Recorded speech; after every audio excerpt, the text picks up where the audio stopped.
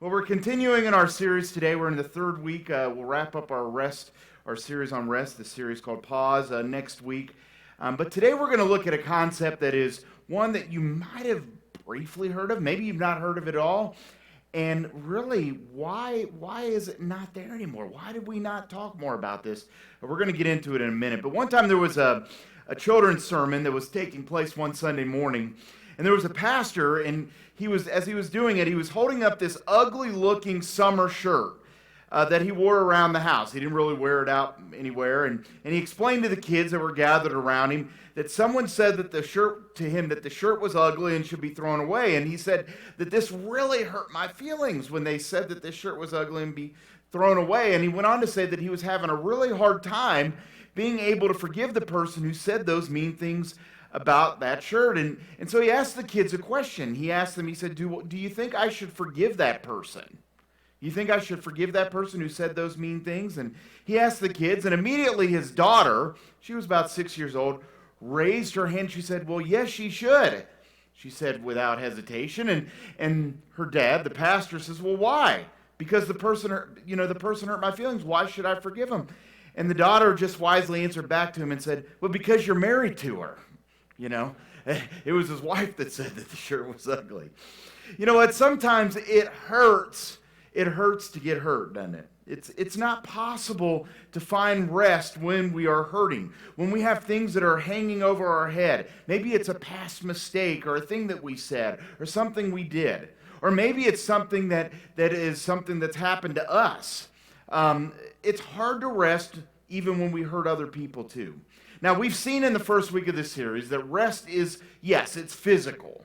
There's a big part of that we don't have in our lives. We need more physical rest in our lives. We need to take time every week to rest, just like God did, as he gave us the example. And then last week we talked about how through rest, we find wholeness. That if we want to find wholeness in our life, it has to involve rest. But many of us here today, we come here this morning, we're watching online this morning, because we are restless because we are carrying hurt or pain in our lives.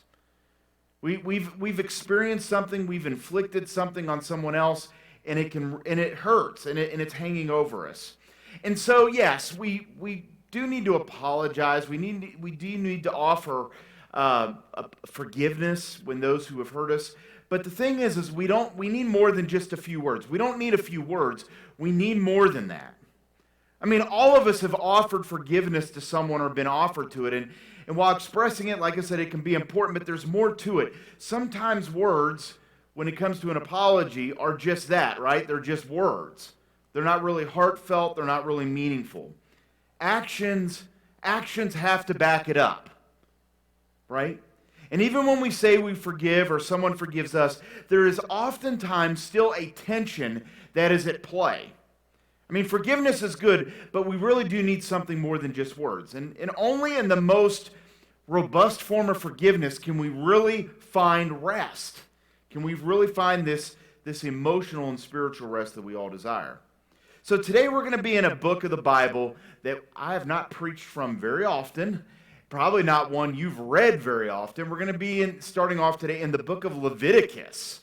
Leviticus Chapter 25. Now, I will tell you, if you've ever done a reading through the Bible plan through a year, reading through the Bible in a year plan, Leviticus is where most people fall off the bandwagon of reading their Bible through for a year, because there's just so many rules and regulations that are listed there. It's, on the most part, it's pretty dry reading. But there is something in there toward the kind of the back end of the book that is really profound, that really isn't talked much about. Now, before I get into that, let's just review here real quick, because all of these sermons that I'm sharing on rest are interconnected. And so I want us to remember some things that we've talked about over the last few weeks. So we saw a couple of weeks ago, we were talking about the Sabbath, and that the Sabbath is wrapped up in this number 7. Now, did you know, though, that there's such a thing called a Sabbath year? So we've talked about the Sabbath day each week, that's on the 7th day. But there's also a biblical concept of a Sabbath year. Now, if you look at Leviticus 25 and you look at the first 4 verses, it talks a little bit about what this Sabbath year looks like. And one of the things that was a part of the Sabbath year was that the land was to have rest. So on the 7th year, what you would do is you would not cultivate the fields. You would give it time to rest. And then something would happen. After 7 of these 7-year rests, so on the 49th year, during that following year, you would have the 50th year. And during that 50th year, you would have, I think, one of the most transformative ideas that's presented in the Bible, and that's this idea of Jubilee. Now, I don't know if you've ever heard that term before. If you watched Shelby and I in our Dive Deep podcast this week, we were talking at the very end about the upcoming sermon for this week, and I mentioned the word Jubilee, and it was pretty hilarious because Shelby didn't know what Jubilee was. She thought it had something to do with Mardi Gras or something like that. And I said, well, she was thinking of the little hats, I'm like, no, that's a jester. That's not Jubilee. But anyway, a lot of people don't know what Jubilee is because it's not something that's talked a lot about in the church, but perhaps it should be. And it's right there in Leviticus chapter 25 where it's laid out. Now, before we read about it, there's something else that's important to note here. Nowhere in the Bible does it say that Jubilee was ever practiced. So here's a principle that was laid out in the law, but there is no record of it being practiced. And I think it's because, as you'll see, how radical this idea is. Now, I will tell you, I did some other research this past week, and I was looking around, and there is some evidence in some archaeological findings that they found where perhaps, at least in some places, it was practiced. But biblically, there is no record of it actually being practiced. I mean, that's how radical of an idea it was. Because if you practice Jubilee, it would require you to make some really tough choices. and really some really big sacrifices. So let's go ahead and read it here. We're going to start off actually in verse 8. So if you'll join with me there in verse 8. It says, count off the 7 Sabbath years, 7 times 7 years, so that the 7 Sabbath years amount to a period of 49 years. Then have the trumpet sounded everywhere on the 10th day of the 7th month, on the Day of Atonement. Sound the trumpet throughout your land, and consecrate the 50th year, and proclaim liberty throughout the land to all of its inhabitants. It shall be a jubilee for you. Each of you is to return to your family property and to your own clan. And the 50th year shall be a jubilee for you. Do not sow and do not reap what grows of itself, or harvest the untended vines, for it is a jubilee, and it is to be holy for you. Eat only what is taken directly from the fields. And then look at this. Here's one of the radical ideas. In this year of jubilee, everyone is to return to their own property. Now, like the other 7 years, as we see here, the land is supposed to have rest, but the 50th year is brought in with much fanfare. I like how it says there that you would blow the trumpets, you would welcome it in, and then here's what that verse 13 means. What it means is that the land would return to the original property owners. So every 50th year, the land would go back to those who had originally owned it. That's where it got rough. Because people would buy the land and they wouldn't want to give it back. And it's probably why Jubilee is never mentioned. People didn't want to give their land back. Now, when I look at this, I'm thinking, why would God do this? Why would God have people's land that they had bought given back to those who had originally owned it? Well, let's keep reading. It says in verse 14, if you sell land to any of your own people or buy land from them, do not take advantage of each other. You are to buy from your own people on the basis of the number of years since the Jubilee, and they are to sell to you on the basis of the number of years left for harvesting crops. And when the years are many, you are to increase the price, and when the years are few, you are to decrease the price, because what is really being sold to you is the number of crops. Do not take advantage of each other. That's the key point here. But fear your God. I am the Lord your God. Follow my decrees and be careful to obey my laws, and you will live safely in the land. And then the land will yield its fruit, and you will eat your fill and live there in safety. Now you may ask, what will we eat in the 7th year if we do not plant or harvest our crops? He says, I will send you a blessing in the 6th year, that the land will yield enough for 3 years. And while you plant during the 8th year, you will eat from the old crop and continue to eat from it until the harvest of the 9th year comes in. The land, verse 23, the land must not be sold permanently, because the land is whose? It's God's, it's mine, and you reside in my land as foreigners and strangers. Throughout the land that you hold a possession, you must provide for the redemption of the land. So God gives some really detailed instructions on how land should revert to those who originally owned it. But again, why is he doing this? And the key part is right there in those last 2 verses. Verses 23 and 24. Because the land belongs to God anyway. Because what they had really belonged to God anyway. They were just tenants. They were just renting the land, I guess you could say. Now, over and over again, if you look throughout the Old Testament, there is this strong connection between the Israelites and their land, isn't there? There's a lot of talk about that throughout the Old Testament.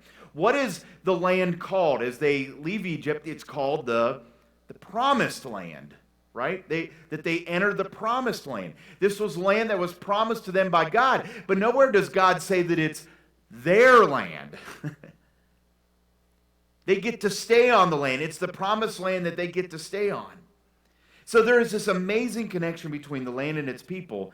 And then there's something else in here that I think is really important that we would see here. There are other benefits to this. Not only is there the reminder that the land belongs to God, but another reminder is that, or benefit from this, is that God did not want there to be these dynastic landowners. He didn't want there to be monopolies in place for the land, because he knew that by doing that, it could hurt others. And so he was concerned about that. And so he said, wait a minute, we're not going to let that cannot happen. I think sometimes we even see this today in our own country, where we find, actually, if you look historically, I would say historically, maybe more so than a little bit more than it is now, where we've seen landowners who have wielded much power over other people. God saw that, and that was what he warned against right here in the book of Leviticus. There's something else, though, that's really cool about this, and this is where we're going to kind of camp out for the rest of my message here today. There is something about a Jubilee year, a 50th year, that brings hope. If you think about it, back in the days of the Israelites, they knew that once a generation, that they would be provided the opportunity on every 50th year for past wrongs to be made right. See, oftentimes then, when a person sold their land, it was because they were in debt. They didn't always want to sell their land. Land was everything back then. It was kind of the currency in many ways back then. When you gave away your land, when you sold your land, you didn't do it. You often did it because something had happened. You couldn't financially pay your bills or whatever. And so what this does is it provides an opportunity for things to be made right again. So it brought hope to people to have a fresh start. And wouldn't that be nice today? That once a generation, maybe some of the mistakes that you've made, not just financially, but other things, that you could be given this fresh start. It would be hard. It's kind of hard to imagine this today. I mean, could you imagine every 50 years that all of the debt in our country was forgiven? It's a pretty radical idea, isn't it? But what if that idea did exist? And what it would do is it would provide hope. It would provide hope that, hey, it won't always be this way. Actually, there's been a movement throughout the world. This isn't so much a U.S. thing. It's a worldwide thing. There's been a movement that's connected with this idea of Jubilee. Some of you may have heard of the U2 singer Bono. He's led a movement for wealthier countries to give Jubilee to poorer countries that are in debt to them. This has been a movement that's been going on for about 20 years, and there has been some countries whose debts have been forgiven. Kind of a similar idea that we see here in the text.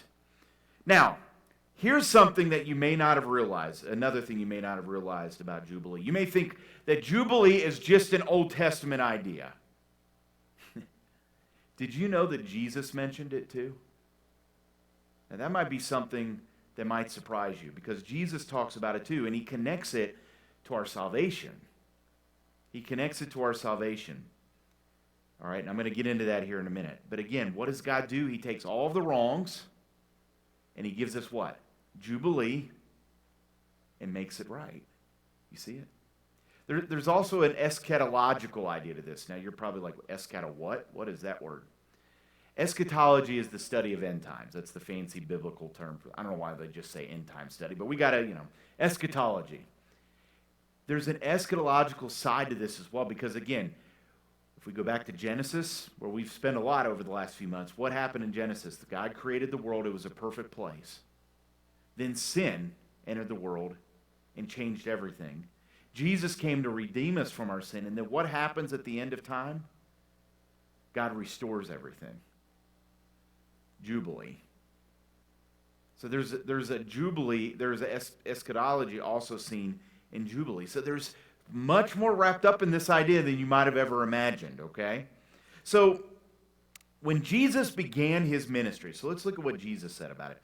When he began his ministry, if you look in Luke chapter 4, so if you go over into Luke chapter 4, when Jesus began his ministry, he started by sharing who he was in synagogues. He would often go to synagogues and he would share who he is. Most of the time, not a very good reaction. Sometimes maybe a kind of a lukewarm one.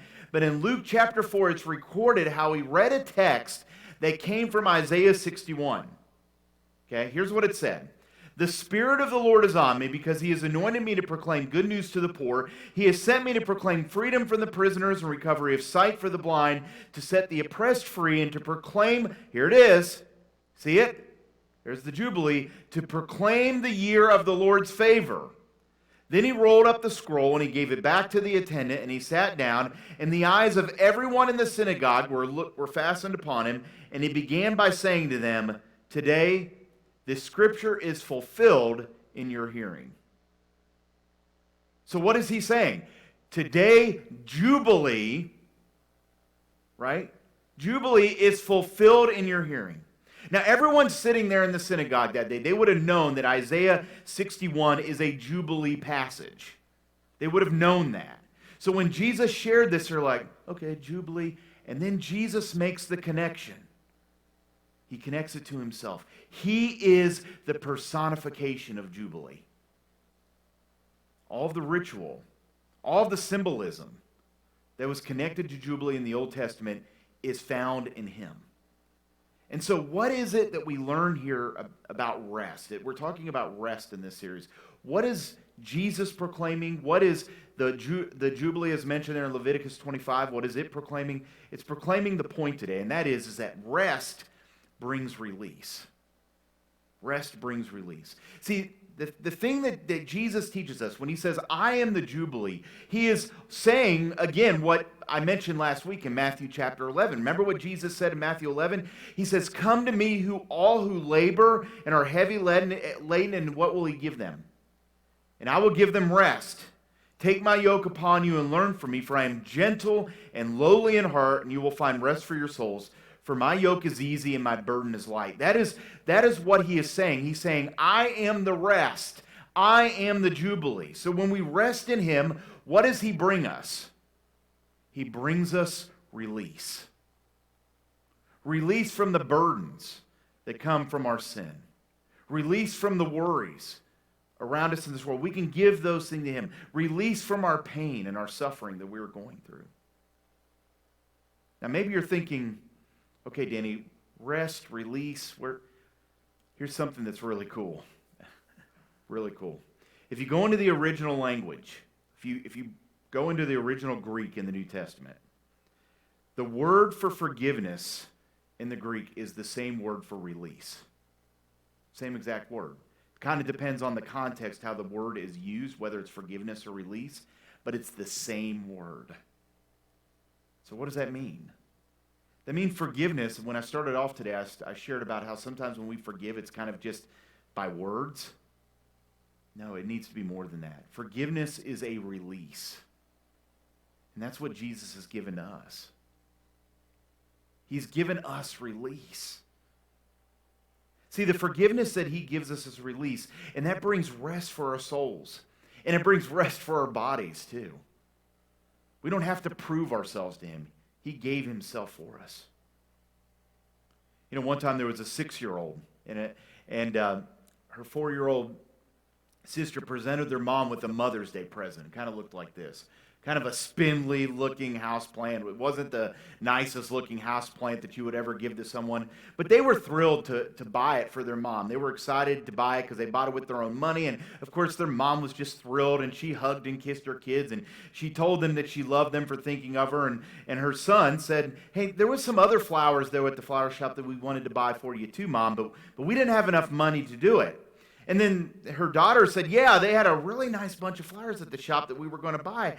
But Mom was like, oh, I just love this plant. It's a great plant, and thank you for getting it. But then the little boy said, I know, Mom, I know you like it, but these flowers that we saw at the flower shop, they would have been perfect to you. They were in a wreath, and they had a ribbon, and it said this. It said, rest in peace. Here, I have a picture of it. It said, rest in peace, and you're always asking for a little peace so you can rest, So they thought that would be the perfect, flowers to get Mom. We all want rest. And rest brings release, like release brings us rest. So here are some things I want to just encourage you to know here today. First is that rested release lets you do what you ought to do. Because of what Jesus did for you, it's released you to do what you ought to do.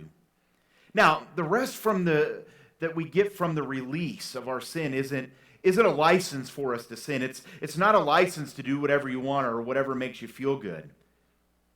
See, freedom is the ability to let others experience it too. We've been released from the burden of sin. We need to share that with others too.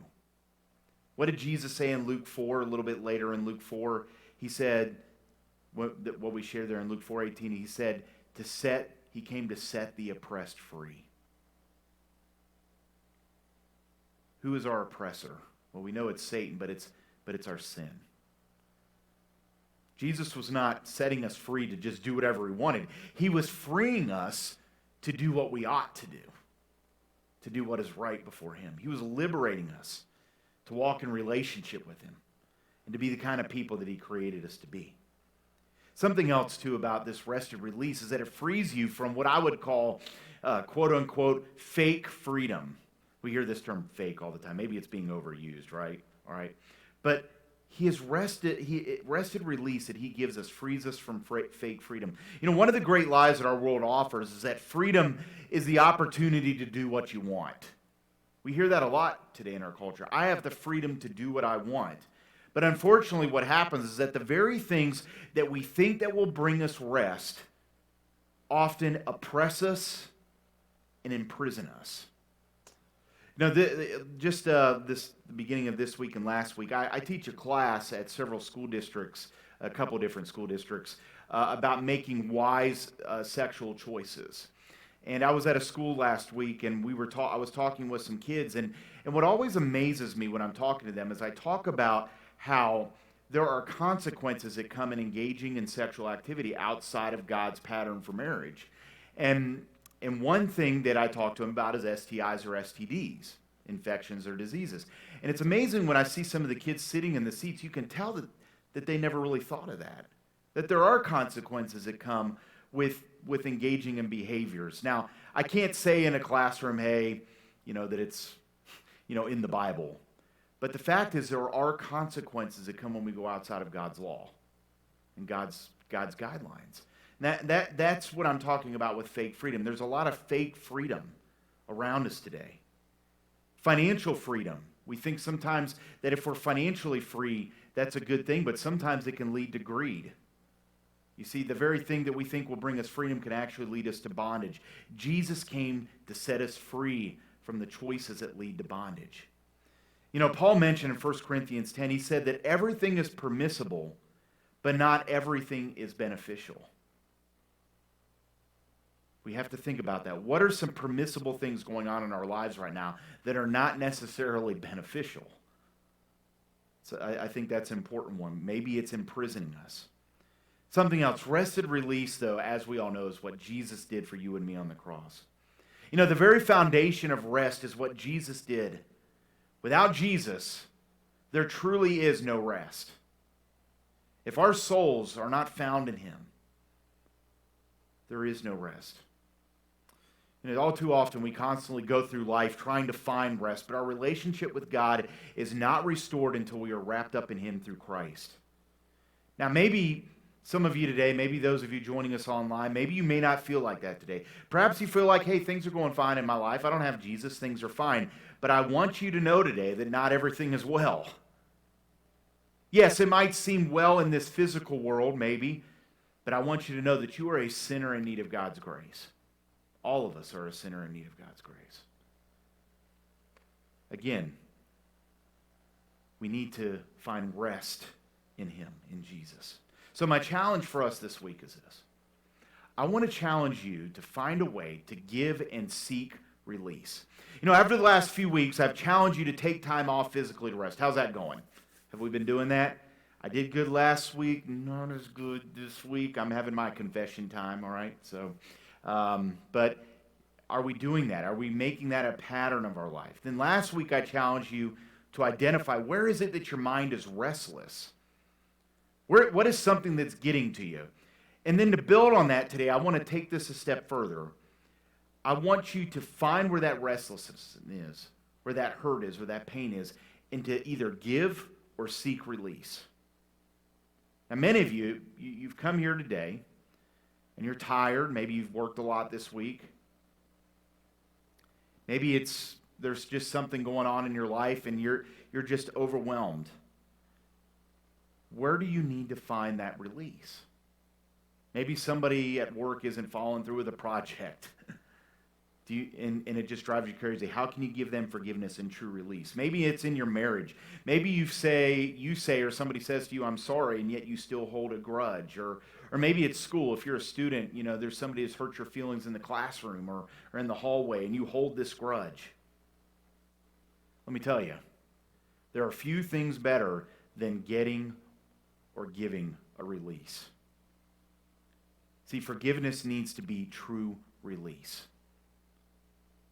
Like the Jubilee of the Old Testament and the Jubilee that Jesus offered, it really is a clean release with no strings attached. It's an amazing gift that you can give to someone else, and really, in the process, you give this gift to yourself as well when you release somebody else. See, when Jesus died for you, does Jesus hold any grudges?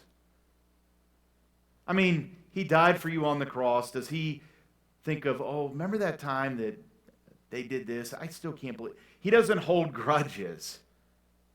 When He forgives, He gives true and total full release. And so today, I want to challenge you to bring Jubilee back into your life. Bring Jubilee into the lives of others. Because the fact is our world needs Jubilee, doesn't it? This world we're so in bondage under a lot of things. We need release from our sin, released from the oppression that comes from hurts and pains and relationships and finances and everything else.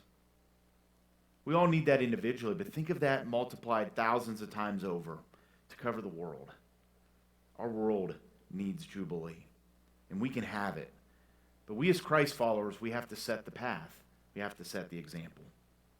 Years ago, there was a prison fellowship banquet out in Seattle, Washington, and there was a woman who spoke about an experience that she had with giving Jubilee in the form of forgiveness. She started her talk that night by saying these words. We have them here on the screen. She said, "The man I ate dinner with tonight killed my brother." That got everybody's attention. She told how a man named John had murdered her brother during a robbery, and for 18 years he served at the Walla Walla prison out in Washington State.